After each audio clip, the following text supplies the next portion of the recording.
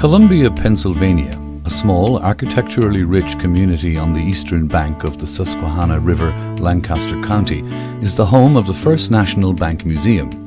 This three-story federal-style townhouse was built in 1814 for James Wright Jr., a wealthy merchant and grandson of one of the town's founding fathers, John Wright.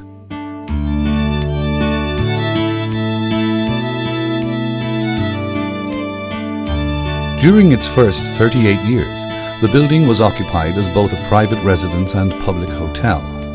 In 1852, local businessmen and brothers Solomon and Daniel Detweiler rented 2 rooms on the northeast street-level corner of the building, where they established the Detweiler Brothers Bank.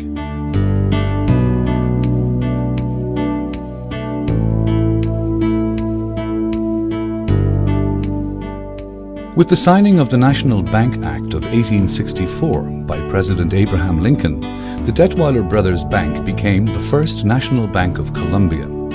With capital of $100,000, it ceremoniously became the 371st chartered bank in the United States.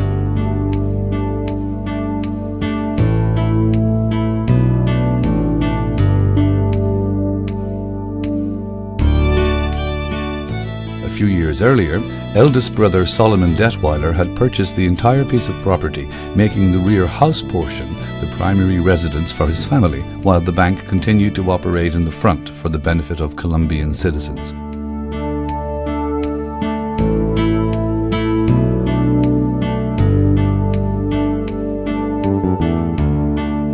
The bank remained in full operation at this location from 1852 until 1917, when the First National Bank of Columbia merged with the Columbia National Bank to become the First Columbia National Bank.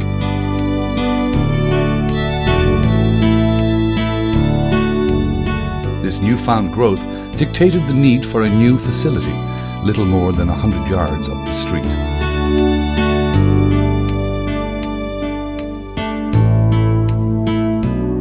After the merger, the 2 corner rooms of 170 Locust Street became Columbia's first standing library, the Columbia Free Public Library, under the direction of Solomon Detweiler's daughter, Effie.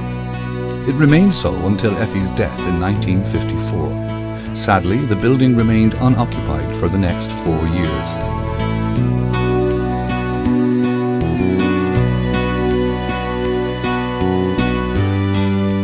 However, in 1958, local residents and business owners, Lloyd and Jean Motter, purchased the property with the hopeful vision of opening the northeast corner to the community as the first National Bank Museum.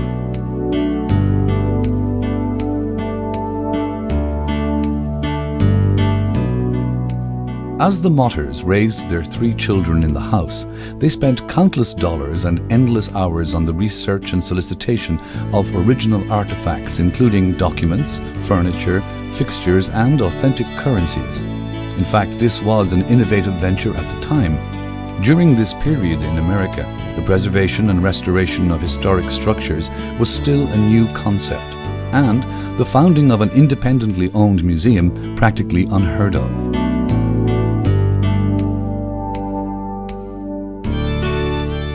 100 years after the death of founder Solomon Detweiler, Nora and Michael Stark purchased the museum upon the passing of Nora's mother, Jean Motter. Nora and Michael continue the innovative vision of Lloyd and Jean Motter, with a relentless passion to resurrect and maintain the past for the enjoyment of future generations.